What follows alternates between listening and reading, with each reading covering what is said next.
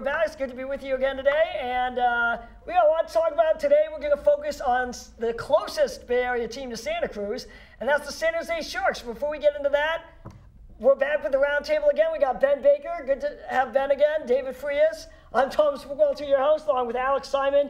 And John, I'm sorry, I don't know your last name. Roberts, okay. John's the new guy. That's where we don't know his last name yet. Ben's your friend. You'd think you'd introduce him. Come on. Oh, that's that guy with the blue shirt. The guy with the blue shirt. As long as it's not dodgy blue, I think we're okay. The odd one out, you know. Came straight from work. Exactly. All right. Yeah, the Sharks, they've gotten off to, they got off to a bit of a rough start, but they seem to be coming back. They've won 3 straight. And, the Sharks obviously have been the most successful team in the Bay Area the last 10 years. But this last offseason, we're going to have a fun debate. We're going to make our predictions of whether we think the Sharks will, how the Sharks are going to do this season. For the second year in a row, though, last year, the Sharks lost in the Western Conference Finals. It's fun to get there, but the Sharks want to get further. They've been there a lot. Lost the second straight year. So they went out and they pretty much redid the roster in the offseason. And we look at this, the big trade, of course, trading Devin Setaguchi, a first-round pick, Charlie Coyle, and another first-round pick to the Wild for Brent Burns. They got Brent Burns for the Wild. Then they made another trade with the Wild and picked up Marvin Havlat. Ben, let's start with you. What do you think was the biggest move the Sharks made this offseason? Someone was reading a lot of Jack London because they heard the call of the Wild. And they picked up Brent Burns. That means he has nothing for you. Wow. The biggest pickup My was mother will appreciate that. Call of the Wild by Jack Thank London. you. Anyway, go ahead. Well, like I said, they picked up the book. They read about the Wild, and they said Brent Burns is going to be a solid addition to the defense. Martin Havlat maybe fits this team a little bit better than Danny Heatley. And I think now they've got a really well-rounded first 2 lines. Third and fourth, they're not in there as much. But, I think if we can get a real solid year out of the goal play in addition to those 2 lines, they're going to be tough to beat. I think they're going to be in the playoffs. That's going to be a big, big letdown if a team this talented doesn't make the playoffs. Well, how is this team, John, how is this team, they reshaped it, obviously. We talked about the players they picked up. So how is it different on the ice, besides different players, in terms of shaping the game? Yeah. How is it different than the team last year or in the last few years? I think the biggest thing last year is they felt like they were a little weak at the blue line, which basically in hockey terms means they had bad defense. So that's why they went out and got Brent Burns. I think they thought maybe Heatley was losing a step, so they went out and got Havlat, who's known as a little more of a speedster. Also, Heatley's making $8 million, Havlat's making $5 million, so a little salary cap relief. Signed some other guys. But in terms of their core guys, they still have Thornton, they still have Marlowe. Pavelski moves from the second line to the top line now that Heatley's gone. So he's probably the biggest benefactor of anybody. Playing alongside. I'm a huge Little Joe fan. Yeah.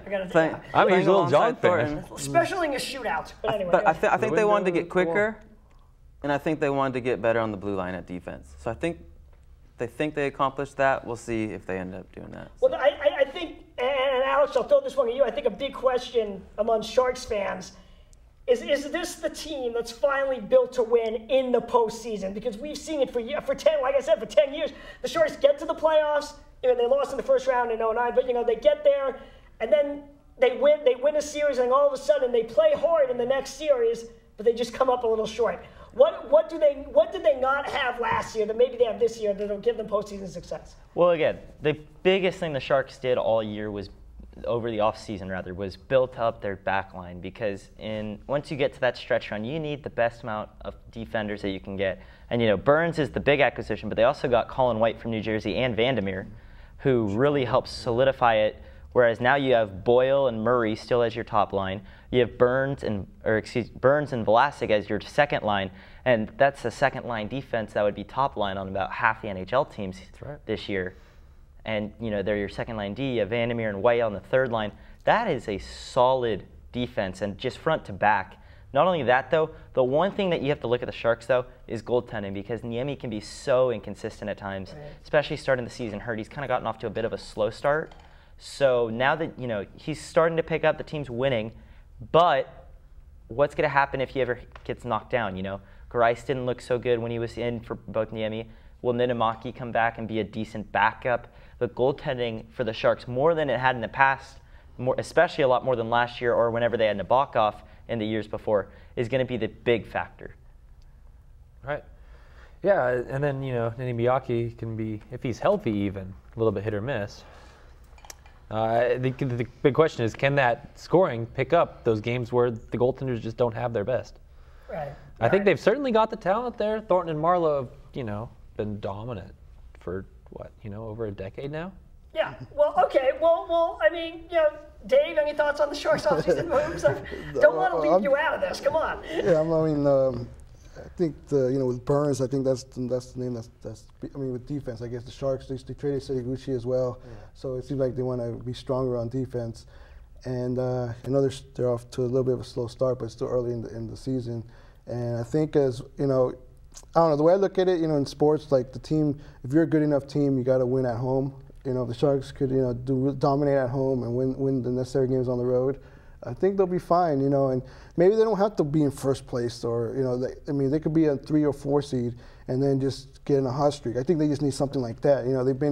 They've been coming into the playoffs, 1 or 2 seed, and then they beat Detroit the last few times, and it seems like that's going to culminate them and get the Stanley Cup, and then they just can't get past the team that's like Vancouver or the Anaheim team a few years back.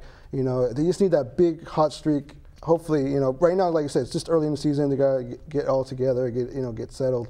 And I don't know. I mean, we'll see. I guess whether or not this group of players that they have could be the difference in at least getting to the Stanley Cup. Yeah.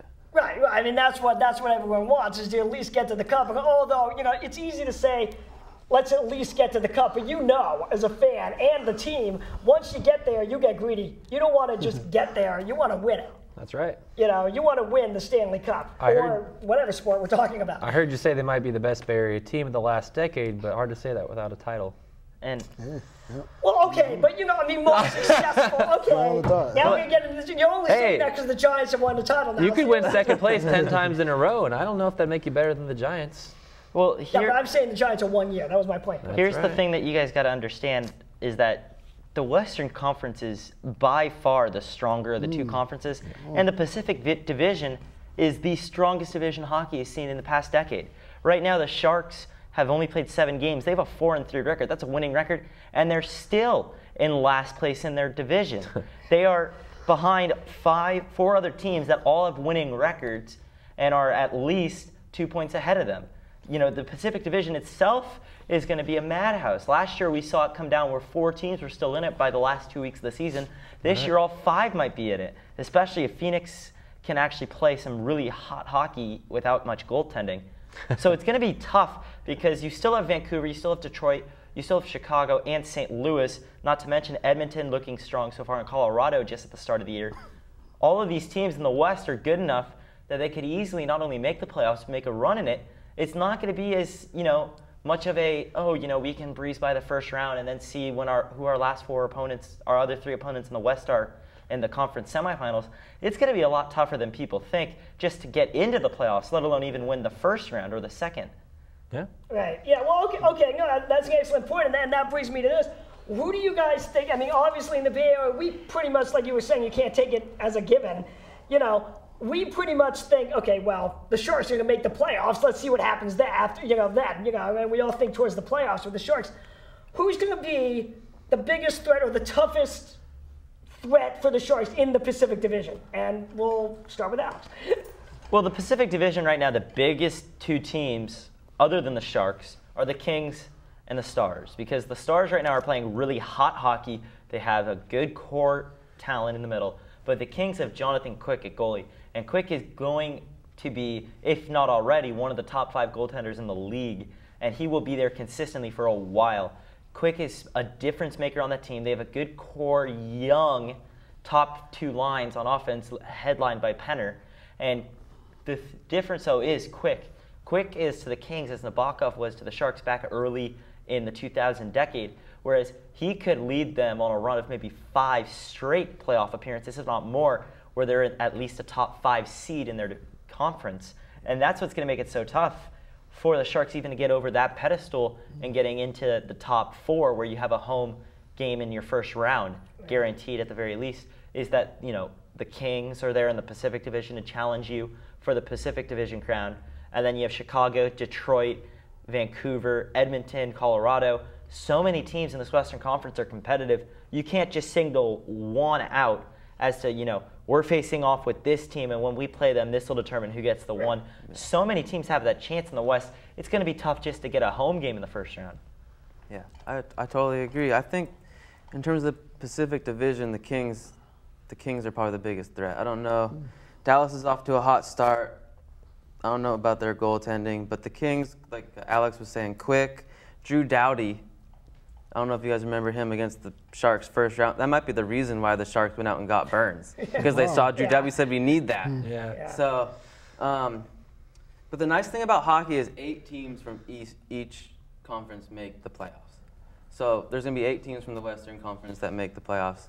You'd have to think the Sharks are going to be one of those 8 teams. We've seen them go into the playoffs as a top seed. It didn't work out. So if they do have to struggle a little bit to make the playoffs, I don't necessarily think it will be a bad thing for them. I think maybe coming in a little bit under the radar might be a good thing. But when they get in there, we'll see. I think they're going to make it. We'll just have to see what happens when they get in there. You know, just because you think something's going to happen, again, you never know what can happen. We saw with the Giants this year. You know, everybody's assuming, oh, we're going to take the West again. And then as soon as we take the West, the playoffs, we'll see what our pitching can do. Well, what happens when Buster Posey gets injured? What happens when Freddie Sanchez gets injured? Right. You know, See, hockey that's a good point, because the Sharks over the last decade have been pretty fortunate in terms of injuries. None of their huge key guys have really gone down for an extended period of time. Right. So again, you can never look too far ahead. Right now, most of the teams haven't played even double-digit amount of games. We still have a lot of time left in the season. A lot can go wrong. A lot can go right. You know, what happens, let's say, if Thornton, you know, busts his ankle, goes out for 4 to 6 weeks, all of a sudden not only do you have to restructure your team without him, but when he comes back, you have to see how healthy he'll be or anything. Anything can happen. Now, again, anything can happen to the other teams just as much as they can to the Sharks. But if something happened to the Sharks, which for some miraculous reason, nothing really overly major has happened over the past 4, 5, 6 years. If anything did happen, how would the Sharks react to it? Right. Well, okay. Well, let me ask you guys this. Then we're gonna have a little fun in a few minutes here. We're gonna have a little discussion about whether they will or whether they won't win the whole thing, meaning the Stanley Cup. But guys, did any of you guys see the September 26th issue of the Sporting News? It was basically the hockey preview, and they picked the Sharks to win it all. And they pointed to one big thing that may have changed the team for the next few years and let them know, okay, we may not be playoff ready, and let's rebuild the roster. And that was, I want to get your thoughts on that, and that was the 2009 first-round loss to Anaheim in the playoffs. Tom McClellan said, you know, it kind of forced the team to take a look at the way they played and look at the roster. I mean, do you guys agree with that? Like, that was a key thing, or was there other things that started to build for this team being possibly successful in the postseason? Well, I think that spurred the Heatley move. For sure, they saw they need something else, score some more goals and make the team better. Yeah, I mean that was 2 years ago. I'm just 3 years. You know, I'm just saying was that that was because that was the first that was that the beginning of the whole let's change the roster. You know? Well, you can't look too far back in the past right now because that was the 2009 playoffs, and that was you've had 2 full seasons since then, and you're in your next season after that. The only season really you can look back on, really, unless the guy's been hurt, is the previous season you played. Right. And makes sense. You know, they've been to 2 straight Western Conference Finals, losing Chicago. Got swept by Chicago, looked terrible in that game. That kind of made them think we really need to solidify our goaltending, and it let them get rid of Nabokov. And then they ended up getting Niemi from Chicago. And then last year with Vancouver, they saw how little under, I guess you could say, under the normal their defense was, and they've made a move now. So you've gotten the goaltending that you thought was fixed up. You're able to get some more speed.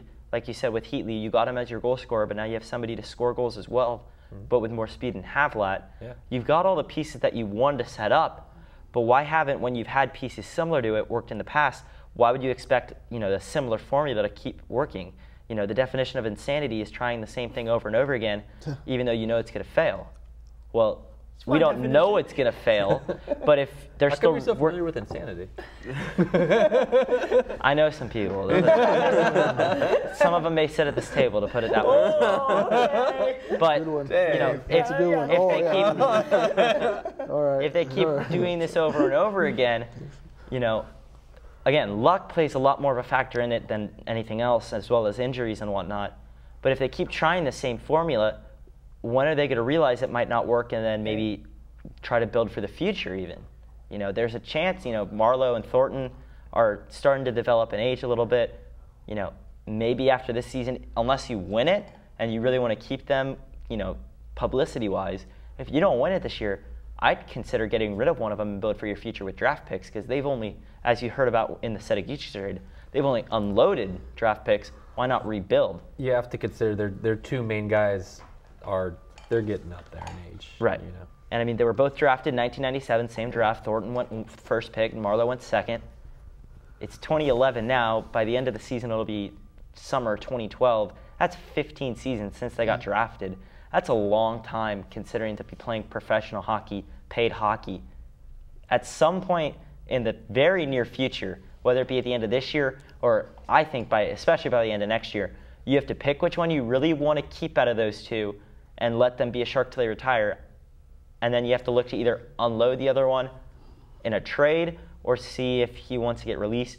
But I think either by the end of this year, or if not this year, then definitely by the end of next season, you got to look to get rid of one of those two and start to build towards the future. I'd have to guess if there's one guy, if one of them had to choose to stay and the other one to move on, I would think that Thornton would be the one that would want to move to another team and a contender.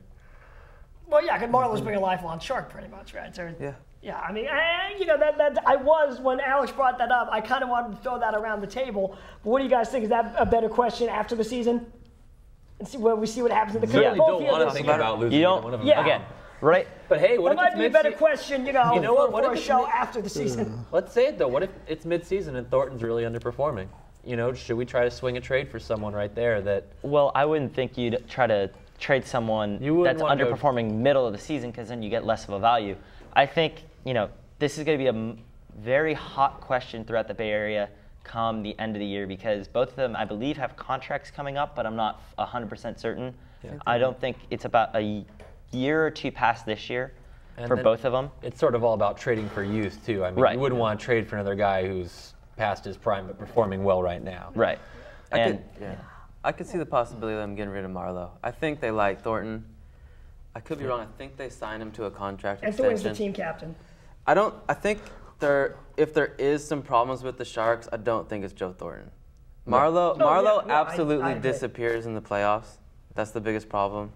So, Thank you, Jeremy Roenick. as Jeremy Roenick said, It's not like he's saying something that isn't true. We No, can all yeah. see it. I mean, you're right. it's absolutely. not only is he not scoring goals, you almost don't even notice him out there. Right. And one thing I'd like to mention is, I don't want to get ahead of myself, but I think if the Sharks do make the playoffs, which I think would be a humongous disappointment if they even were a top seed. If they got in there as a 6, Well, if they 7, don't 8. make the playoffs, that'd be like, Oh, that'd be the top unreal. story on Getting SportsCenter picked to for a win the week, Stanley yeah. Cup and not making the playoffs would be No terrible. matter how tough that division But is, they should be the favorite. Devin Setaguchi last year in the playoffs, he had 7 goals Yeah. in the 18 playoff games last year. I was not So- disappointed in that. So, I mean, No. if you remember him from last year, he was one of the best playoff guys we had. So we need Havlet, we need someone, Pavelski, to really step up. Yeah. Okay, well, But, you know what? Let's shift gears. Let's get into let's have some fun with this. Let's open up the discussion. Will the Sharks? Because every year this is the Sharks. Every year for the past 5 years, the experts in the media, you know, say this is the year the Sharks win it all. This is going to be the year. I already mentioned the hockey preview in the September 26th issue of the Sporting News. They said Sharks win the whole thing. So we're gonna. Is this the year, or why isn't this the year? And John and Alex are gonna discuss this one. What do you think, Ben? Who should we throw it to? John. All right, John's gonna talk about why the Sharks. Will. Now, you know what? Let's go negative first, and then we'll be positive. What do you think, Boom, the Sharks Alex. fans? Alex, you can talk about Switch why out the they good or the bad. possibly Well, won't win think the about whole it. thing. Alex, you're up. I think I've mentioned it already, but let me just give an analogy for you. For ESPN for about 12 or 13 years, Chris Berman every single year consistently picked the 49ers and the Bills to make the Super Bowl. Circle the wagon. Well, and He circled the wagon. right. Fan, and a Bills fan as well. But He again, got a ring. you know, he, you know, doing that, you know, he was able to set himself up, and he got very lucky a lot of the years with the teams making it. Right. It's just the Sharks. It's so much tougher in the NHL because you do have to play. You know, you play this long 82-game season. You're seeing different teams. You know, you don't really see a team more than 2 or 3 times in a month, if that, even in your own division, let alone outside your division. And then all of a sudden, the entire game changes to where you have at most 7 games against a team. You got to beat them 4 times, and you just hate the team. And I don't see these guys as having the entire drive right now. You know, they seem a little lackluster just at the start of this year. They looked kind of, you know, like they were fading away last year, especially towards the end of that Vancouver series. Whereas just the whole series, even as they played competitively, they just looked tired. And I think fatigue is going to set in at some point during the season. Now, again, it could set them up nicely to have it during the season rather than in the postseason, whereas they're healthy, they're energetic into the postseason. With how strong the West is, I mean, the Sharks have a winning record right now, and granted, they've only played 7 games, whereas other teams have played 8, 9, some even 10. They have a winning record with 8 points, and they're 13th in their conference. And every single team in the Pacific Division has a winning record ahead of them. A lot of teams that, you know, Minnesota even, look at Minnesota, who gave up Burns and Havlat to get so many key Sharks. They right now are way ahead of the Sharks in the standings. I just think, you know, this is the same formula that they've tried to work for multiple years in a row. If it hasn't worked then, it's not going to work now. Teams have built themselves up very nicely just in the West. I don't even think they make the Western Conference Finals. Okay, well, let me ask you this before we get into the argument of why they will. Let me ask you this, Alex. You mentioned the formula. What is the formula that they've been using that they've been using that hasn't obviously gotten them a Stanley Cup yet? Well, they've been trying to go around your superstar players in Thornton, Marleau. You know, you've built up Pavelski, you've built up Couture, close a very strong second-line enforcer. But, you know, your defense is solid now. You finally have a solid defense for the first time in a while. You know, when you've had a solid defense, your goaltending's been a little sketchy, and it has faded in and out of being good, consistent, really. And when you had your solid goaltending back when you had Nabokov or Niemi at points last year, your defense definitely faded a little bit.